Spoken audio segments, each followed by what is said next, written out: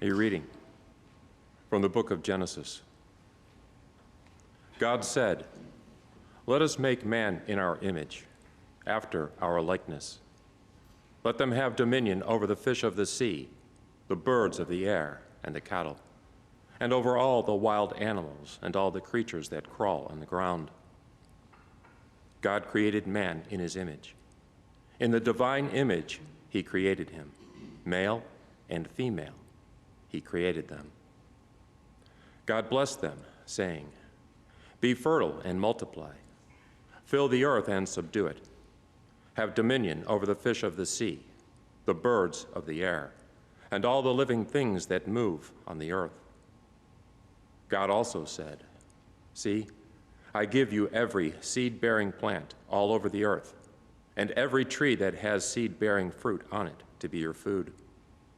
And to all the animals of the land, all the birds of the air, and all the living creatures that crawl on the ground, I give all the green plants for food." And so it happened. God looked at everything he had made, and he found it very good. Evening came, and morning followed, the sixth day. Thus the heavens and the earth and all their array were completed. Since on the seventh day God was finished with the work he had been doing, God rested on the seventh day from all the work he had undertaken. So God blessed the seventh day and made it holy, because on it he rested from all the work he had done in creation. The word of the Lord.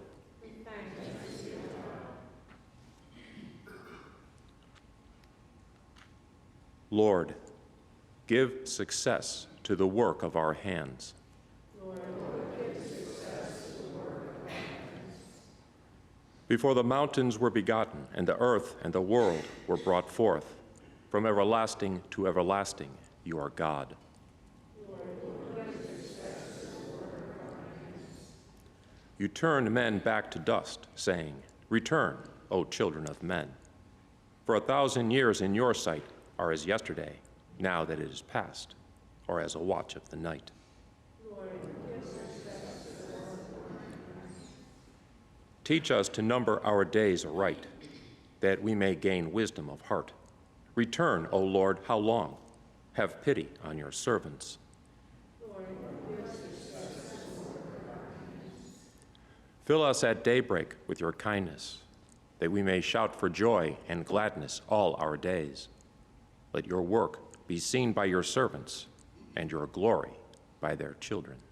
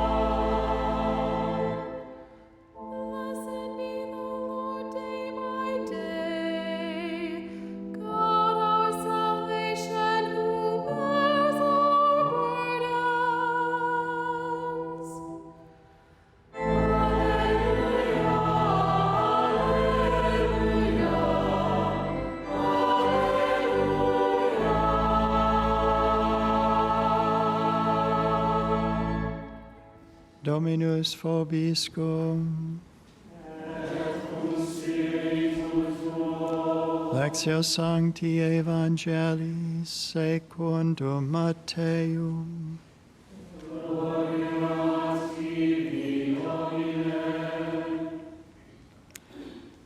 Jesus came to his native place and taught the people in their synagogue. They were astonished and said, "Where did this man get such wisdom and mighty deeds? Is he not the carpenter's son? Is not his mother named Mary, and his brothers James, Joseph, Simon, and Judas? Are not his sisters all with us. Where did this man get all this? And they took offense at him. But Jesus said to them, a prophet is not without honor except in his native place and in his own house. And he did not work many mighty deeds there because of their lack of faith. Verbum Domini.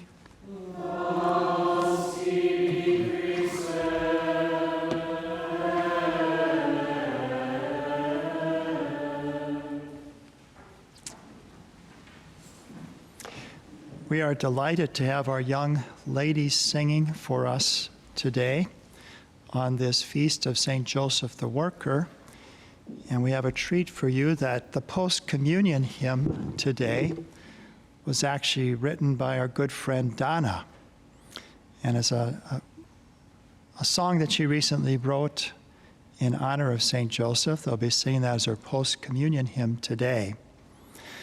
I'd also like to bring to your attention a group, Hosanna Association. It's an international group that encourages people to pray, and I think it's directed in large part by young people who are encouraging people to offer a decade of the Rosary every day during the month of May, at least one, as a rose to give to Our Lady. And their goal is to have 1,000,000 decades of the Rosary prayed during the month of May. Certainly, the world needs it at this time. Certainly, we need Our Lady's help in the challenges that we face today. So I encourage you to perhaps visit their website. They have a app, Rosario, where you can pray the Rosary. Of course, EWTN has our own on-demand where you can always pray the Rosary. We have a variety of rosaries there. We air the Rosary actually 4 times a day. So especially this month of May, we want to take up that cause of entrusting the needs and burdens and troubles of the world to Our Lady. A couple of years ago, I had to have some plumbing work done at my mother's house. And I was asking the plumber because I knew that he had worked with my Uncle Don. My Uncle Don and his partner Benny had a plumbing business there in Cascade, Iowa, B&D Plumbing. And I asked him if he knew Don or he remembers, and he says, oh yes. And I said, well, what do you remember about working with them? He said, they were whistling all the time. He didn't seem to be too happy about that memory. And I don't want to encourage you to always whistle when you're working, especially if it's aggravating somebody. But I do want to encourage that attitude to carry out your work cheerfully, as for the Lord, as St. Paul would write in Colossians. Do it wholeheartedly for the Lord. You're doing it for Him. In fact, in our work, as we remember St. Joseph the Worker this day, that it's really a participation in God's creative work, a continuing of His work of creation. And so it has a particular dignity in it, that we are called to exercise the gifts that He has given us, the particular talents and experiences that we've had, and to utilize them to improve the situation, right, in our circumstances, to serve others. And we think about Jesus, He spent 30 years, most of His life, doing manual labor. Do you ever think about that? And so in today's gospel, this same event that's recounted in today's gospel from Matthew is recounted in Mark. And in Matthew 13 that we had today, is this not the carpenter's son? In Mark, they say he has another thing that people were saying, is this not the carpenter? Both were true. He was the carpenter's son, and he was a carpenter for 30 years. Most of his life the Son of God spent doing manual labor. And so what he is showing us there is the value and the dignity of it. When it's done for the love of God, when it's done for the love of our families. And when Jesus washed feet, he said, I've given you an example that you may do. He found no contradiction in the example of his own father Joseph and the different illustrations that he had in his life. And we learn something else too, that Joseph was a mentor to Jesus in his childhood. In fact, if you go to the Church of St. Joseph in Nazareth, which is reputedly built over the home where the Holy Family lived, there is an area there that's where his workplace is believed to have been. And they have this portrait of the Holy Family with Joseph there and the child Jesus, and he's teaching him the trade of carpentry. And so this mentoring is a big part of it. You know, as part of my preparation, I noticed when I typed in St. Joseph the Worker that a homily that Father Mitch gave in 2012 came up. And so I had to listen to it, of course, on May 1st, 2012. And I highly encourage you to listen to that homily because he gives a lot of the historical reasons why Pope Pius XII instituted this feast in 1955. And it began in Chicago, his own hometown, as he said. It was in 1886 that there were different tensions going on. He brought up a statistic which I found astounding. He said in 1790, 90% of people were farmers in 1790. But by the 1890, only 15% were farmers because people were now working in the factories. There was the Industrial Revolution. And often there was a lot, people were working ungodly hours. And so there were these different tensions that were going on at the time. And so this led to first, the seeing of the individual as a cog in the wheel in the Industrial Revolution by some of the owners. These people are just cogs in the wheel. And then socialism and communism took it further, that these people are expendable. Okay, if this person will work them to death, they have their labor camps, they have those sorts of things. And if they die because of this, well, we'll just get somebody else. And so Pope Pius XII institutes this feast to show, yes, the dignity of work, but it's not an end in itself. And always the dignity of the worker is something that has to be acknowledged and respected and upheld.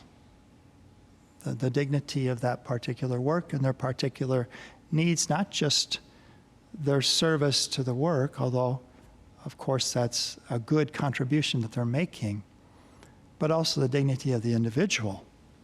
It's also one of the reasons that I chose today's first reading as well. Because what did we hear from the book of Genesis?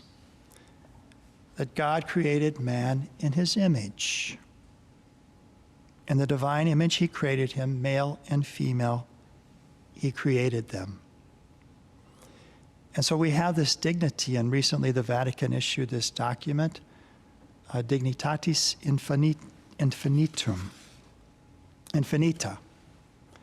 the infinite dignity of man. And they actually quote this passage from Genesis talking about the dignity of the human person. But God gives our first parents work to do. Fill the earth and subdue it. And so they are given a task. Again, it's a continuation of God's own creative work. And I like something that Pope St. John Paul II, and actually this document was issued on the 19th anniversary of Pope John Paul's death. And he's quoted twice in that document, at least twice. And his document, Evangelium Vitae, the gospel of life. But he also wrote something on the observance of the Lord's Day, Dies Domini, something that I think we've kind of forgotten in so many ways in our culture today. Observing the Lord's Day, keeping it holy. And he talks about God's rest after his creation in today's first reading. And he said it would be banal to interpret God's rest as a kind of divine inactivity. Jesus, in fact, defending his own work on the Sabbath, said, "My fathers are working still, and I am working." What is God's rest then? Pope John Paul says, it speaks, as it were, of God's lingering before the very good work which his hand has wrought, in order to cast upon it a gaze full of joyous delight.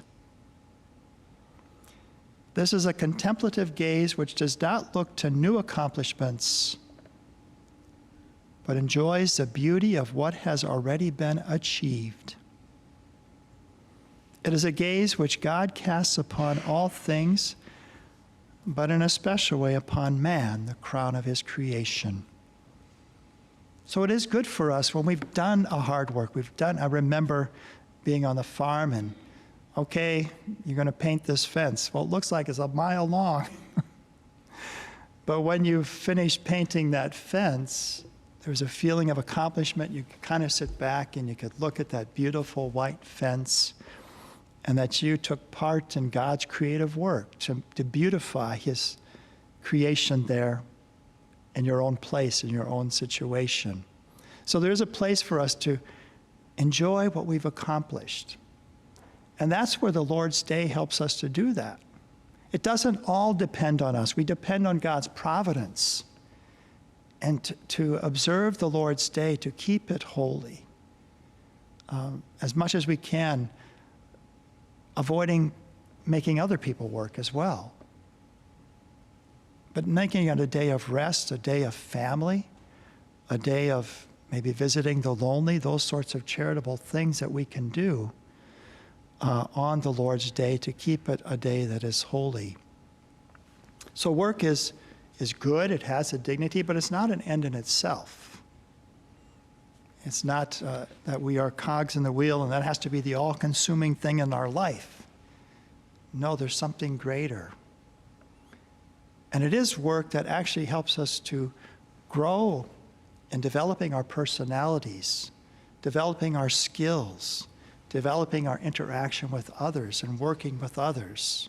That helps us to become even more fully human. And so it does have this dignity, but it is not an end in itself. Jesus continually refers to human work in his parables. The shepherd, the farmer, the sower, the householder, the servant, the steward, the fisherman, the merchant. Paul speaks of his trade as a tent maker. And to the Thessalonians he wrote, if one won't work, let him not eat. So we have our own contributions to make. And you know, I probably wield a hammer like my dad did. And probably Jesus did wield a hammer like Joseph did. Often sons reflect something of their own fathers in the way that they've mentored them and the different skills that they have taught them. And we can always be creative. No matter how small the tasks that we are doing or seemingly insignificant, there's always a little bit of ourselves that we can put into everything that we do. And the smallest things done with charity, as St. Therese reminds us, have an eternal quality about them. And where there's love, there's no labor. Whatever we do with love. Again, from St. Paul's letter to the Colossians, whatever your work is, put your heart into it, as if it were for the Lord and not for men, knowing that the Lord will repay you by making you his heirs. It is Christ the Lord you are serving. That's why we're doing what we do, and we do it with love. And I'd just like to conclude with this quotation about how men typically work as we think about St. Joseph today and his work, and also Jesus, as I said, being a manual labor, a blue-collar worker, if you will, for the majority of his life. And this is kind of a quote that sums up how virtuous men work. One of the qualities of virtuous men is that they quietly carry out their responsibilities and work without looking for acclaim or applause. Enough for them is the satisfaction that comes from doing things as they ought to be done, doing them well, and letting one's actions speak for themselves. Actions speak louder than words, it is said. And the virtuous man is happy to reveal his love for God and for others by his quiet service and unacclaimed efforts. Jesus washed feet and told the disciples that he had just given them an example of how they were to act. Jesus witnessed Joseph's silent service as he was growing in age and wisdom in Nazareth. The gospel Jesus taught found no contradiction in Joseph.